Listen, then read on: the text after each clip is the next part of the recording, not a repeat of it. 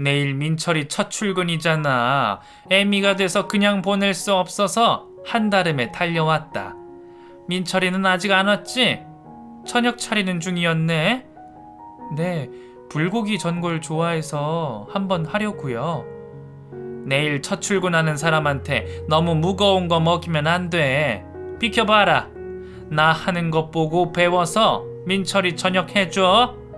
시몬은 제가 준비한 불고기며 야채들을 모두 치우라고 하면서 자신이 저녁을 준비하겠다며 부엌을 점령했습니다. 시모가 남편을 위해 준비한 저녁은 잡채에 애호박전에 조기와 LA 갈비를 구우시더군요. 모두 남편이 좋아하는 음식이라며 요리를 하기 시작했습니다. 모처럼 남편과 저녁에 오붓하게 축하를 하려는 계획은 물 건너가고 말았네요. 갑자기 들이닥친 시모 덕에 저도 집안을 청소하느라 남편에게 어머니가 집에 계시다는 연락을 못했었는데 그게 문제가 될 줄은 꿈에도 몰랐습니다. 시모는 불고기 전골을 하는 저에게 저녁에 과식하게 된다며 치우라고 해놓고 자신이 준비한 저녁상을 내놓으셨죠. 누가 보면 잔치상인 줄 알겠더군요. 어머니, 저녁인데 고기랑 잡채는 좀 과한 거 아닌가요? 이 정도는 먹어줘야 출근할 때 힘이 나지.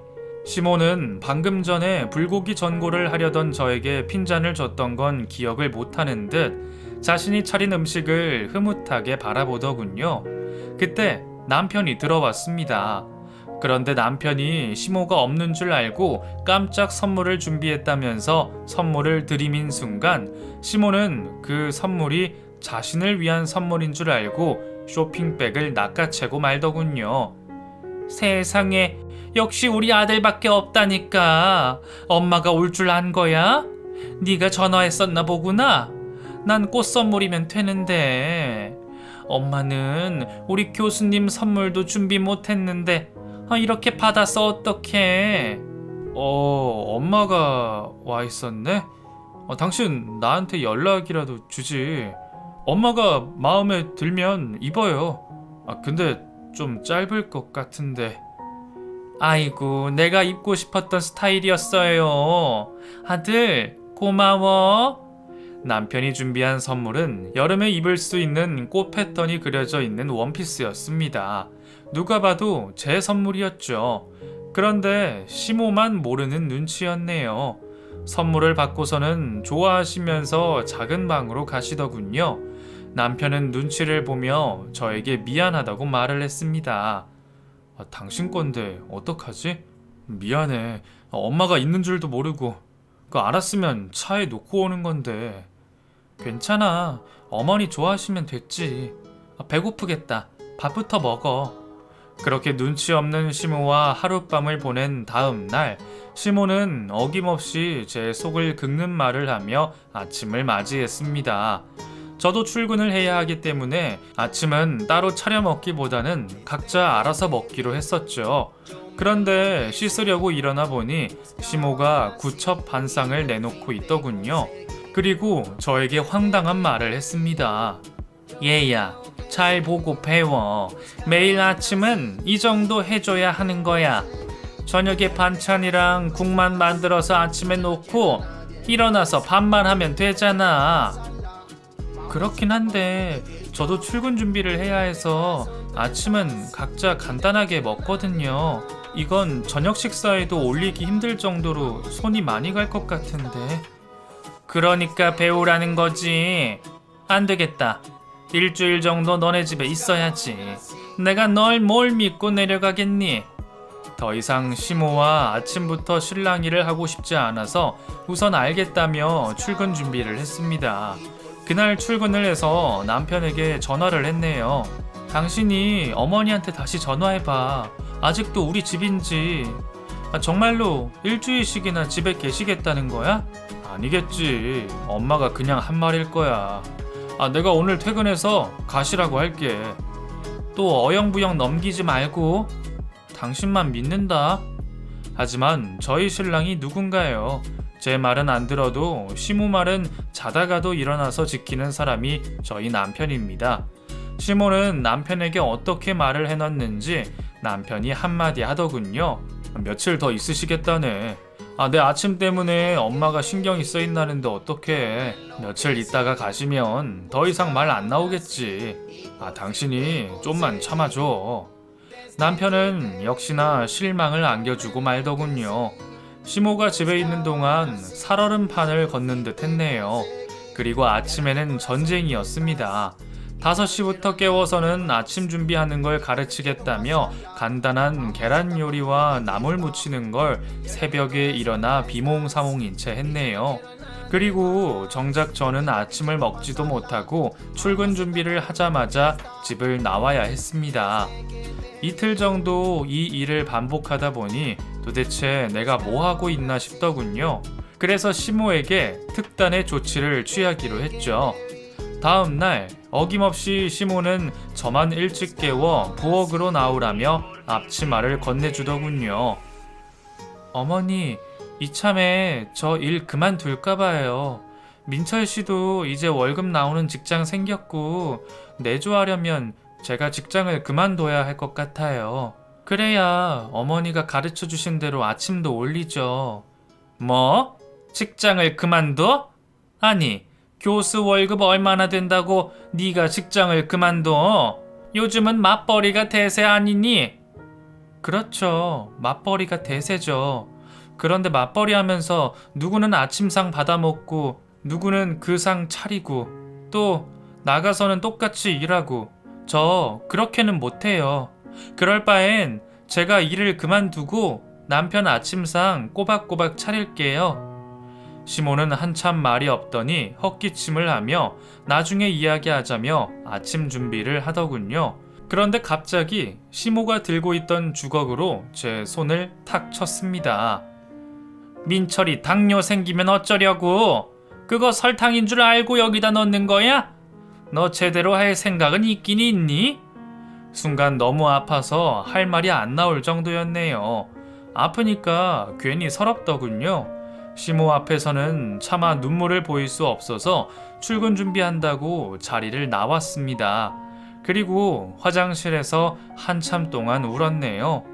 도대체 언제까지 이렇게 살아야 하는지 답답할 뿐이었습니다. 남편에게 아무리 이야기를 해도 시모 문제는 해결될 기미가 보이지 않았으며 마음대로 집에 있겠다고 하면 있어야 하고 무조건 하라면 해야 하는 게 힘들었죠. 하지만 이혼이라는 건 생각도 못했습니다. 남들에게 보여지는 것도 있지만 엄마 없이 사는 딸에게 항상 미안해하는 아빠 때문에 행복한 가정인 척 해야만 했죠. 친정 아빠를 실망시켜 드리고 싶지는 않았었네요.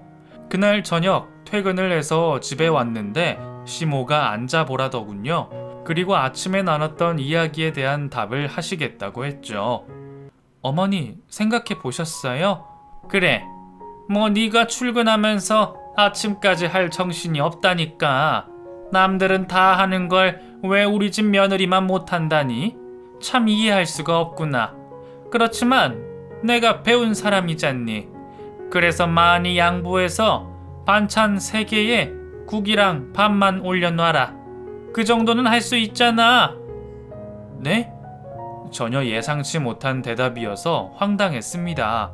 일을 그만두거나 아침을 안 하는 건데 그게 그렇게 어려운 선택인가 싶었죠. 어머니, 저도 어디 가면 귀한 집 외동 딸이에요.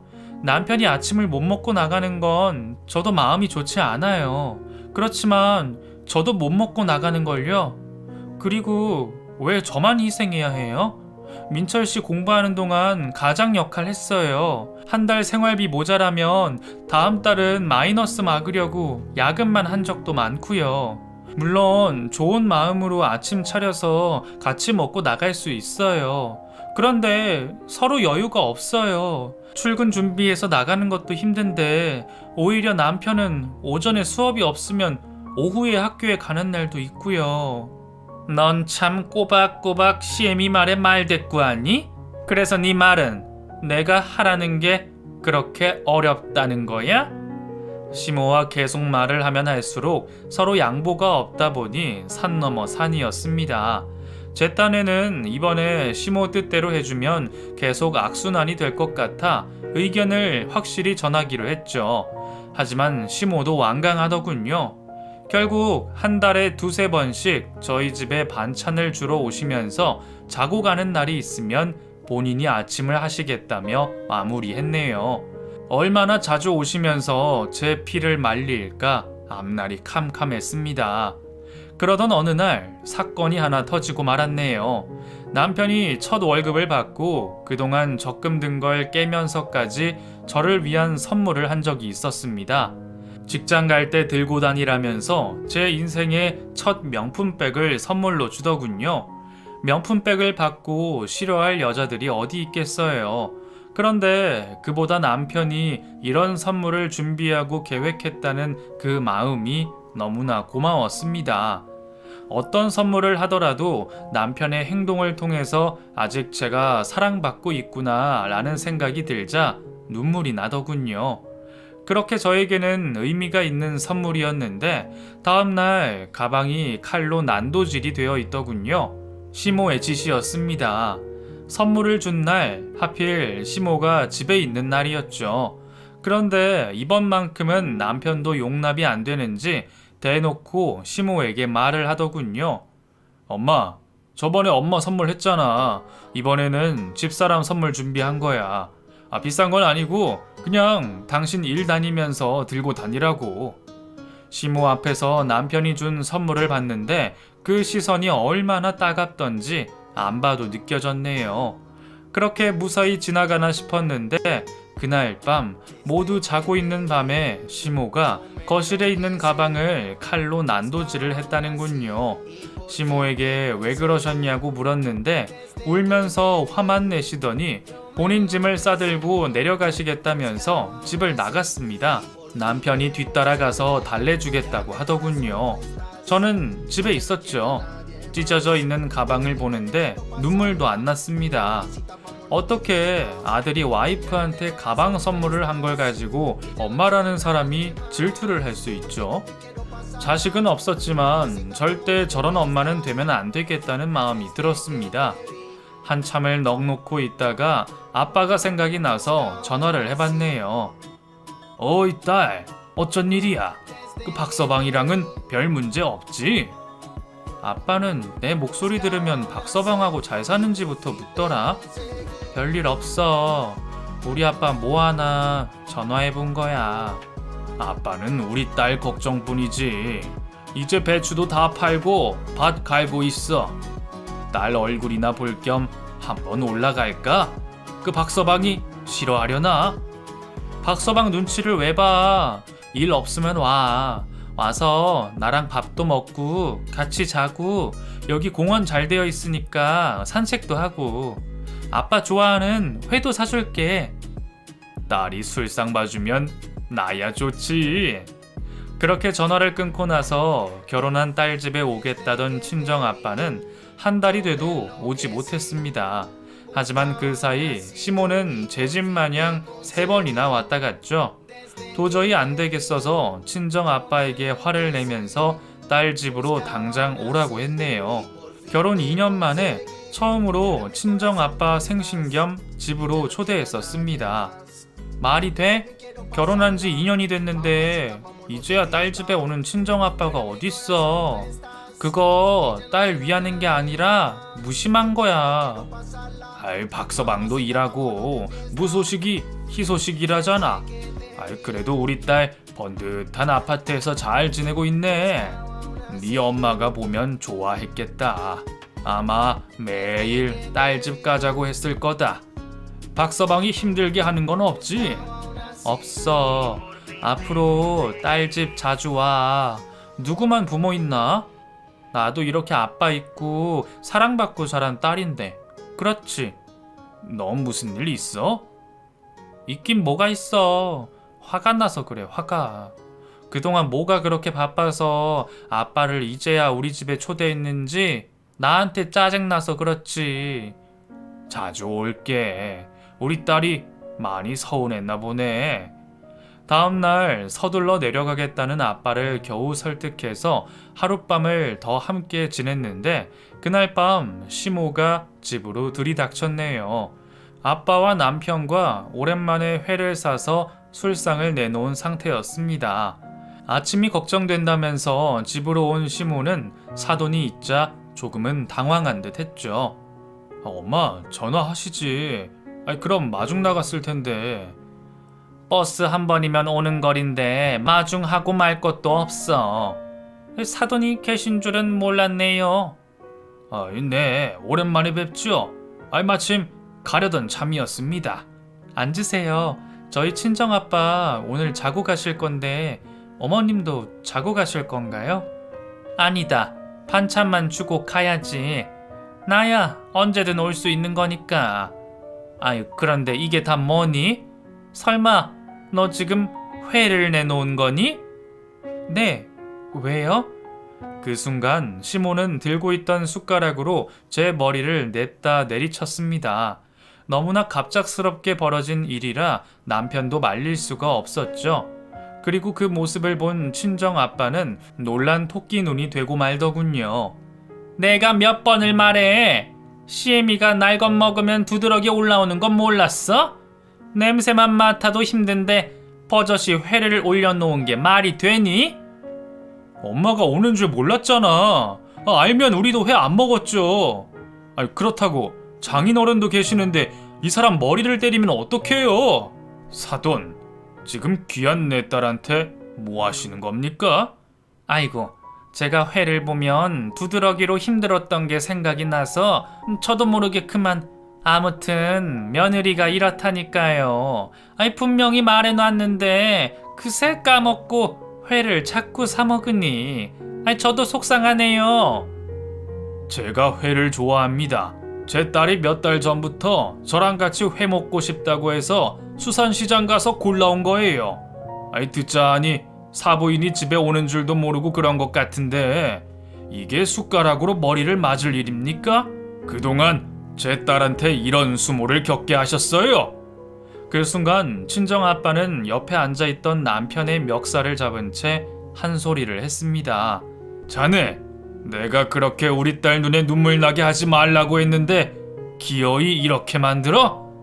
뭔가 이상하다고 생각하긴 했었어.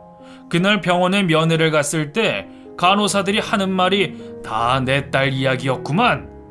아빠는 그제서야 이야기가 맞아든다며 병문안을 갔는데 간호사들이 심호 험담을 하면서 그 집 며느리가 불쌍하다는 말을 한 걸 들었다고 하더군요.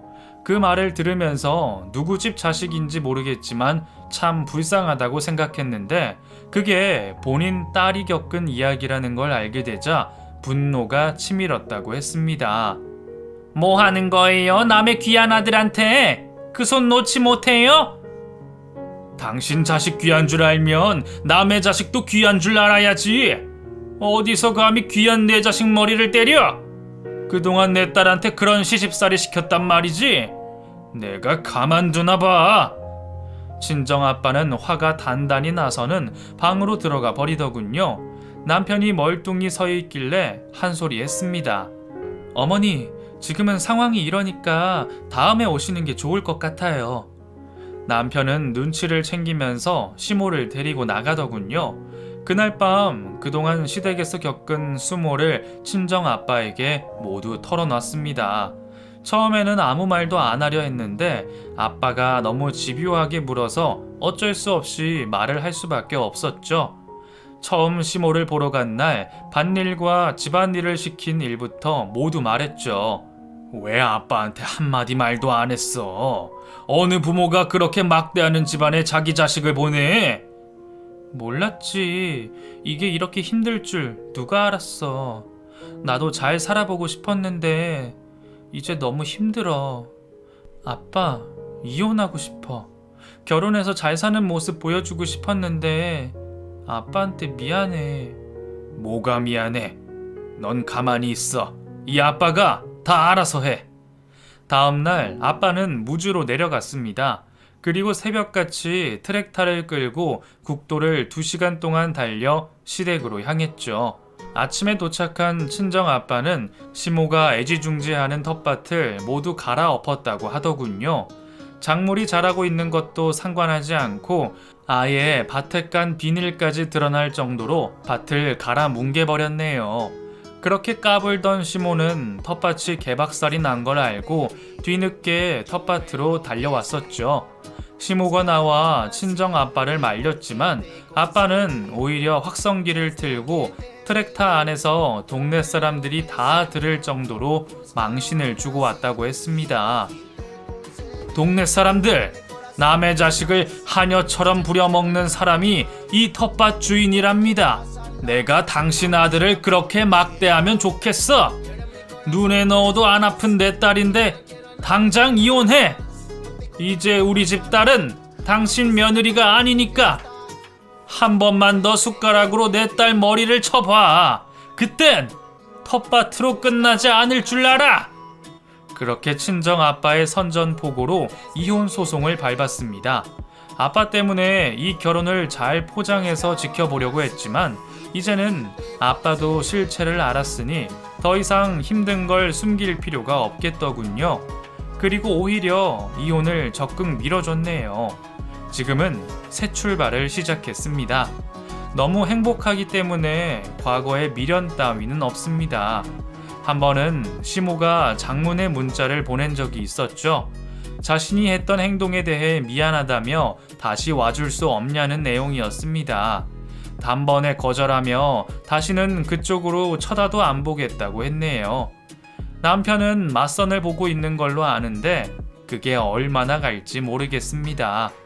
요즘 여자들은 저보다 똑똑하면 더 똑똑할 테니까요. 혹시라도 제 사연을 읽고 계신 분들 중에 결혼을 준비하고 계시거나 결혼을 망설이고 계시다면 아무리 배우자가 훌륭하고 좋은 사람일지라도 주변 가족들의 인성을 잘 보시고 인생의 중요한 결정을 하셨으면 좋겠습니다.